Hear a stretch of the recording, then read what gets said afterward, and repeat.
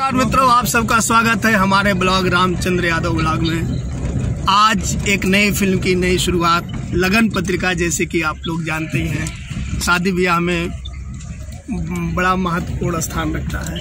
जी हाँ दोस्तों, उसी नाम से आज फिल्म की शूटिंग शुरू होने वाली है और हम लोग लोकेशन पे जा रहे हैं। ये गांव का लोकेशन बड़ा प्यारा लग रहा है। नहर, धान का खेत, गन्ने का भी खेत, सागौन का पेड़, बड़ा मनोरम स्थान है। और अब गांव में एंट्री कर चुके हैं तो काफ़ी अच्छा लग रहा है। तो ये तालाब, पोखरा, ये सारी चीज़ें तो गांव में ही देखने को मिलती हैं।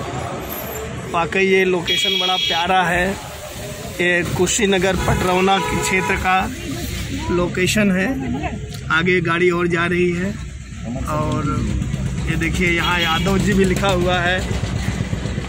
और ये देखिए कुछ धान कट गया, चूँकि यहाँ पे पानी भर गया था, इसलिए धान को ऊपर से ही धान की फसल को कटाई कर लिया गया है।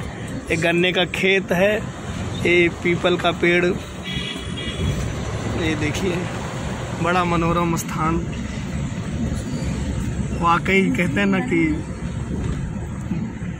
भारत की जान गांव में बसती है और भारत कृषि प्रधान देश है, तो बड़ा मनोरम, बहुत अच्छा लग रहा है। इतना बड़ा है, कट हो गया, बजाएं।